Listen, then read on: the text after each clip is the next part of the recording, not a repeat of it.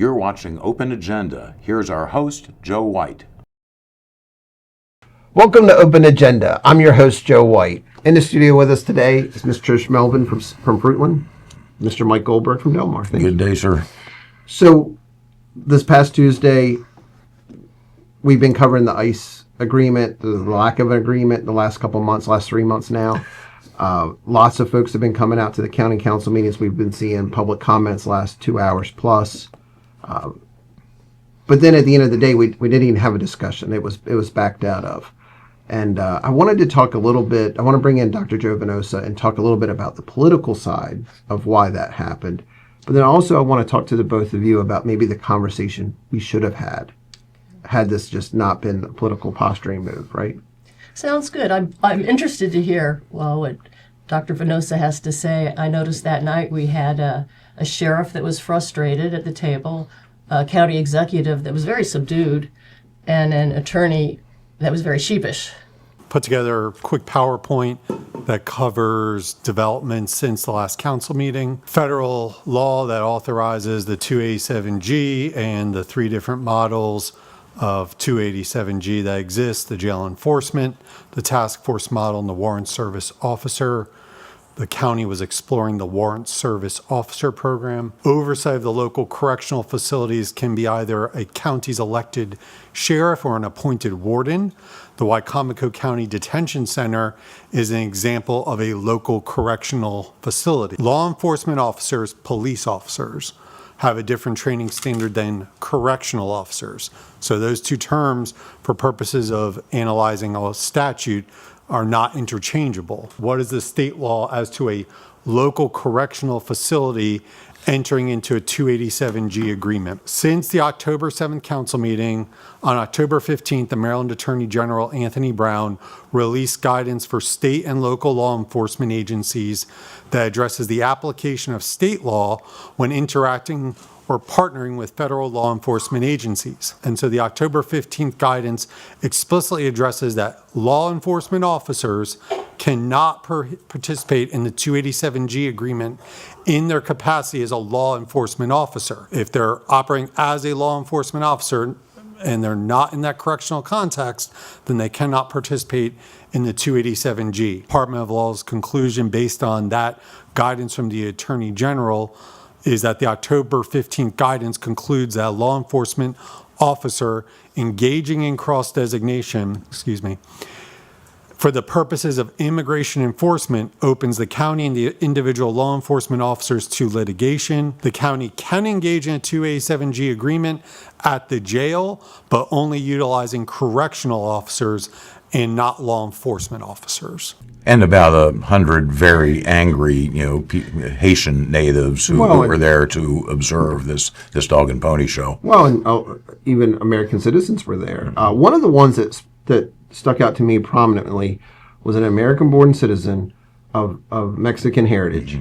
I am a resident here of Wicomico County, and I just wanted to say a few words to you all that I am Mexican American, and everything that has been happening with our Latino community, I urge you to put yourself in our shoes. Many of you will not know what it feels like to be racially profiled by DHS, ICE, or even bounty hunters that we know that are here in our local area. And they don't say who they are. They just pull up in cars, and I've witnessed it, but I'm afraid to even, you can't interfere with that because they have guns and they will investigate you. But I just came up to tell everyone that please put yourself in our shoes. You won't know what it feels like until something like this happens close to you, a family member, a friend. And she talked about, she was a younger person. It was nice to see, in a way, a younger person get involved. You would hope not under these circumstances. But she talked about the fear she had and some of the dealings she had to deal with folks just figuring she was illegal. She's an American. Mm-hmm. And that's it's hard to hear because you want people to be proud to be an American, but it would be awfully hard if you're considered guilty before proven innocent. You shouldn't even have to prove that. It just proves that old adage that, you may not be interested in your government, but your government is interested in you. Well, Trish, would you come back in? I want to bring in Dr. Venosa, talk to him. So stay with us. We're going to bring in Joe Venosa. We're going to talk about the politics of the 287G.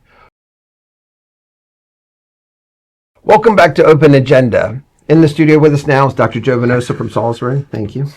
Mr. Mike Goldberg from Delmar. Thank you. Yes, sir. So, gentlemen, I think we saw the conclusion of the ICE MOAs, at least for now. The county executive stated when she was speaking at the work session that she's going to wait until the General Assembly meets to decide for sure. As it stands right now, with the sheriff and his deputies being removed out of this equation at this point in time per this guidance, what we are looking at and what we are concerned about even more is that I've kind of caught wind that the General Assembly might end up taking out the fact that correctional officers may do this and changing state law. So what I would like to do in this is potentially table this until we get through session. And if we get through, if we get through session and there have been no changes and correctional officers have the ability to do it, I would revisit that with the director of corrections at that point in time. Let's face it, the decision's been made, right? Yeah, it's done. It's done. Here's the crazy thing is what the folks who were outside at 5:15 protesting, and even what we asked for was we wanted to see a vote. We didn't get to see a vote. Nope. And I'll be honest with you, I'm convinced we didn't get a vote because they didn't have enough yes votes to get this passed if it had gone to a vote. I think this was political posturing. Yeah, it was. It was an entertaining but unfortunate political drama in many ways, because you're right, they didn't have the votes to really pass it. Now, I don't necessarily think that the votes were because of ideology. I think they were because of liability, which is fine. Yeah, and finance. And finance, absolutely. Yeah. But it would have been good, considering a lot of the people on that council are not going to be back after the next election because they're not running for re-election. I felt like it would have been a good service to the citizens to let them know where they stand. Now, we did have two council folks who did say what their vote would be. Sure. Councilwoman Shaney Shields said she would have voted no, and Councilman Josh Hastings said he would have voted no. They were very clear. And we do know a couple council folks who would have definitely supported it. But I still maintain that they would not have had the votes to pass it. No. Yeah. This was the first time we did see Sheriff Mike Lewis at a work session or a council meeting regarding this. Yeah. But he had a prepared statement, right? Yeah. We've just seen a PowerPoint presentation presented by our county attorney, Mr. Andrew Illuminati. You saw firsthand why Maryland's Attorney General has made it very difficult, if not impossible, for our county executive, working with my office, to move forward to further protect the American people. A partnership that would continue to prioritize public safety over Maryland politics. A collaboration that respects the constitutional rights of all of our citizens, not just our illegal immigrants. Instead, Governor Wes Moore and Attorney General Anthony Brown, collaborating with a long and distinguished list of Maryland lawmakers, have successfully passed legislation, new laws, and regulatory practices that further impede enforcement of our federal immigration laws. The interesting thing about this prepared statement is it passed the blame onto the Attorney General, Anthony Brown, because of an update of a decision that he had, a guidance. Mike, were you surprised by the lack of back and forth that was able to happen, or was it was shut down so quickly by the law department? Well, they were trying to cover their own behinds on this, I believe. Apparently the Attorney General's guidance on this was actually memorialized in laws that were previously passed. To me, the whole thing was a dog and pony show. Frankly, the law department and the executive branch, I think they already knew the answer here. But they allowed this to go on, an hour or more of public comments when they already knew what they were going to do. I don't know if the council had been made aware or had done their own independent research on what the law was on this. But nonetheless, they put everybody through a couple of extra hours of time that they'll never get back when they already knew that they would not be able to move forward with this. I don't understand why the executive simply didn't put out a press release weeks ago, because they knew the answer at that point. And if they didn't, they should have known the answer at that point. Well, two things on that. First off, ironically enough, in the middle of that dog and pony show, a colleague of mine at Salisbury, who has also been a lawyer in a past life, texted me and he goes, "Yeah, this could have been all sent out as an email, Exactly. So I concur that was it. That was a part of it. But it is interesting that, given that we knew even before the October 7th issue that there was a state law that would have prevented this, it doesn't look.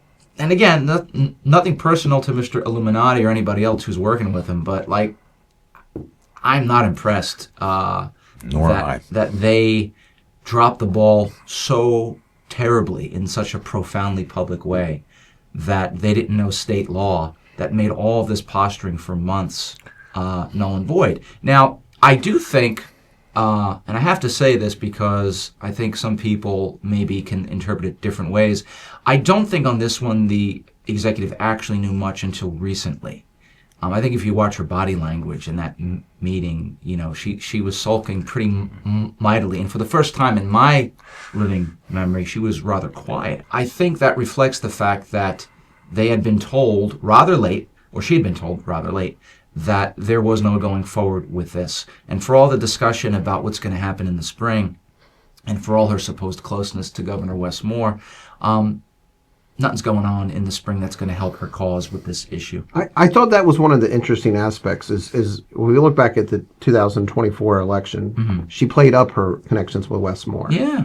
The lines of communication, Yeah. the ability to... She said that she has the governor on speed dial and has a close personal relationship, and now she literally was sort of giving this projection of, well, I don't really know what they're going to do. We have to figure this out. We have to call them. Suddenly they're ghosted. It's spin. She's spinning this connection between herself and the governor. She may have the governor on speed dial, but I don't think the governor has her on speed answer. So she's just representing to the public that she has this tight relationship and can get what she wants. But I think this is at least one example that she really doesn't have that kind of power. And it needs to be said and clarified for the public. This was a major loss for the executive. This took away a lot of the red meat that she was hoping to run on. And it also, as the Baltimore Sun indicated and as other people have talked about, this has gotten community attention and they've been riled up. And I'll say this, certainly anybody in the immigrant community who can vote or their relatives are going to know pretty well who they're not going to vote for next year, assuming this person gets through the primary.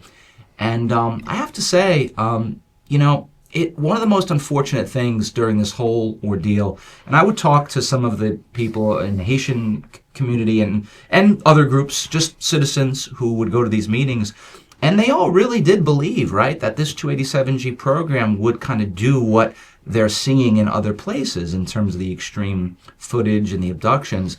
And I've said this publicly, and I will say it again here, the executive, I believe, wants that. Wants that fear. She wants that fear. And if you talk to anybody who had to endure her as a teacher, she often did that to her students, is my understanding. She really plays up the rhetoric to different sides for her own gain. This is nothing new. In fact, this is really all she has. And it crashed and burned at that council meeting. When you're dealing with a politician, there's different ways of going about it. You can play into the extreme rhetoric, or you can build, as you've said, build a big tent, build coalition. If you spent 3 years only speaking to your extreme end of the political party, even one that I may reside in myself, but you can never build coalition when you really have to start moving people into the greater good. You will never have that support. And we're looking at some financial challenges up ahead for the state, and then because of that for the county. This is where the lack of leadership is really going to play in, and people are going to feel this in their pocketbooks. And speaking of press releases or lack thereof, it's going to be interesting to see as we enter some really challenging fiscal times very quickly Will the executive in her office actually be as proactive in the rhetoric talking about that as they've done about ICE? I don't think so. There's a credibility issue at this point, and just by the fact that she allowed false narratives about that, ICE under this program is going to be sweeping people up off the street. We know that this was not part of it, but she didn't make that clear to the public. She did not communicate to the public that, whoa, this is all this warrant service officer program is going to do. So she didn't put the facts out there, thereby unnecessarily generating fear, division, and angst among the local population. That can be dangerous in itself. It is very dangerous, and I believe Council President Cannon and Vice President Merritt even addressed that a little bit, because they said that they had eventually had meetings with some of the community leaders in the immigrant community, Reverend Toussaint and others, to try to clarify that. Now, the executive often chastises the council for being part-time. They were doing full-time work on this issue for the community. Even though the executive, who has time to go to D.C. for these galas and fundraisers, who has time to hang out at Bob Ehrlich's book tour, who has time to go on White House tours, she has time for all this stuff. She didn't have time to go to one church, one community. So I want to bring up one other aspect. We saw in the summer of 2024, Sheriff Mike Lewis endorse Question A, which would have been to eliminate the county executive's position. Yep. After serving 41 years in law enforcement, I had fully planned to retire at the end of this term.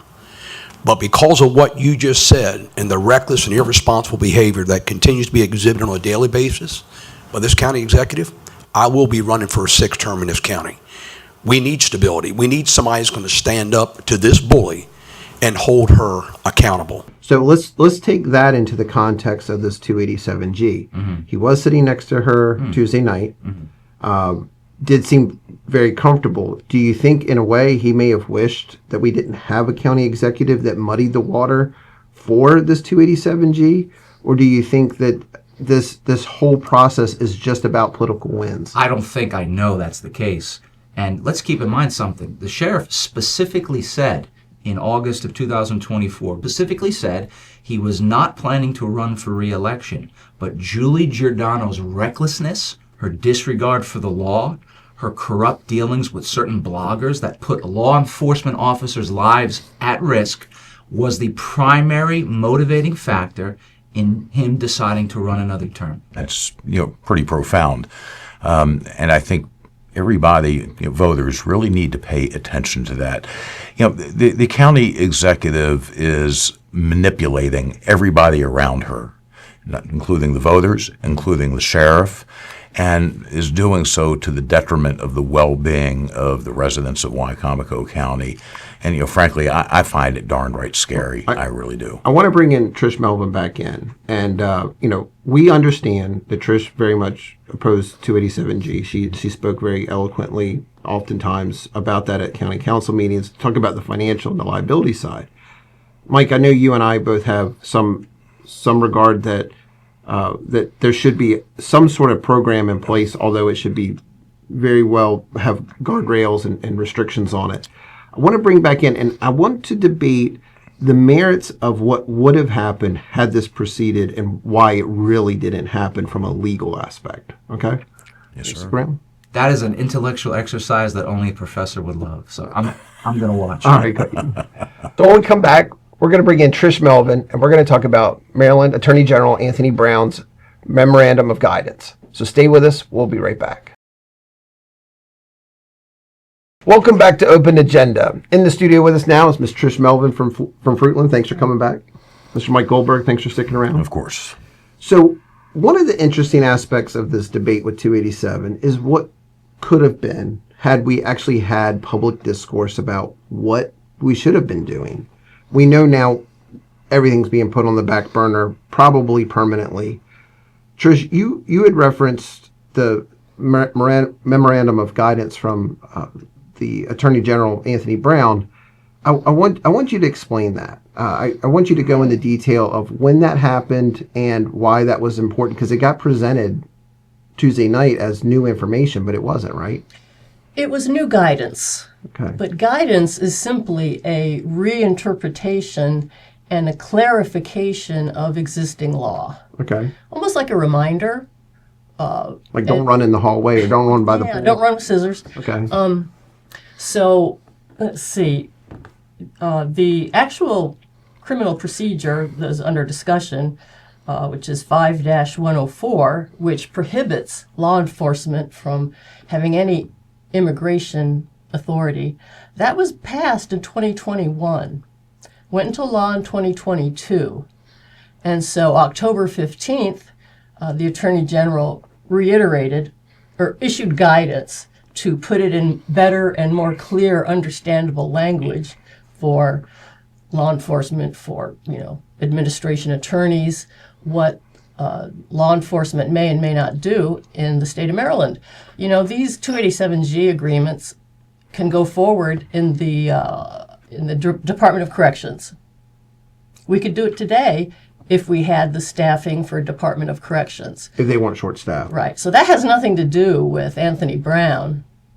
But this would exclude the sheriff's the office. sheriff, has always been They excluded. can't even have an MOA where they could act as corrections officers. I never understood that because people were talking about an MOA between corrections and sheriff.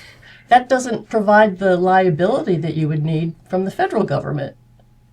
Okay. The liability protection from the Protection. federal government. Exactly. So, Mike, you saw Andrew Illuminati, who's an attorney with the Department of Law. They work for the county executive. They're not the same as the attorney for the council. He presented this, but I took it as basically brand new information. Is that the way you interpreted it? Well, I think he tried to present it as new information, but it's information that he either did or should have already known. Before you undertake any kind of legislation or any kind of project in the private sector, you conduct due diligence first. They should have researched what the law is, which would include what other counties are doing. And based on your research, Trish, the law is under Maryland law. It's abundantly clear. Why did Mr. Illuminati and the law department not know this already? For the last several months. Exactly. So you have gone to the ICE building in Salisbury. You've talked to an agent. They told you that they're not short-staffed. Trisha's talking about how in Maryland we could have an MOA with ICE and the Department of Corrections. What do we actually need? Do we need anything at all? It's hard to say based on the short conversation I had with a local ICE agent. He did indicate that they're not missing any opportunities to serve warrants or detainers, inside the detention facility. Now, the local ICE office does have responsibility apparently for the entire Maryland section of the Delmarva Peninsula. In Lower Delaware, too. Delaware, Yeah. Sussex County. So, they have a pretty large, geographic area that they have to cover. But, come on, the detention facility is here. This is the closest facility to the ICE office, which is over on Northwood Drive. So I would think that if they're going to have a problem, perhaps it's at ECI. In Princess Anne, 20 minutes away. Or Georgetown, maybe. Or Georgetown or other more remote locations. Now, I can't say, that they haven't missed an opportunity to deliver a warrant. But it sounds to me that they, for the most part, they are adequately staffed. Trish, you heard the county executive say that there's been a couple people who should have been served ICE warrants and were released. We've actually had to release people back into the community, so ICE is short staff. So there have been a few that have been released due to the fact that they weren't able to be picked up in time, so that 48-hour hold could have protected, people in this community, and we didn't do that. Is there much credibility to believe that that's true? I mean, These are not criminals. If they were criminals, they'd be in prison. Sure. These are people who were either found innocent. What are the conditions that let one out of jail? You've met certain conditions, but you're not a criminal. Yeah. So criminals were not released into the population. Okay. Contrary to what may have been said. Statement to instill fear. We've let people out. I mean, the ICE is a civil warrant. It's not a criminal warrant. So. Yeah, I mean, if say someone was picked up for suspicion of DUI and they were taken in, they were given the blood test, and they were found to not be under the influence of alcohol, and they're released, if there's not a warrant there in another state or with ICE, then yes, they're released because they have not committed a crime. But if they were convicted and they're going to serve 16 months in jail, before that 16 months is over, you don't need an extra 48 hours. If you can't get the warrant to them in 16 months or in the last 30 days, Yeah. You just can't do it. then you can't do your job, right? Well, thank you both very much. It's interesting to hear the conversation that we should have had that we never got to have because the politics of this just pulled the rug out from everybody. So thank you very much. Yes, sir. Thanks for watching this episode of Open Agenda. We'll be back later this week with another new episode. The facts of the ICE agreement are relatively minimal, but they've been politicized and blown out of proportion for political ends.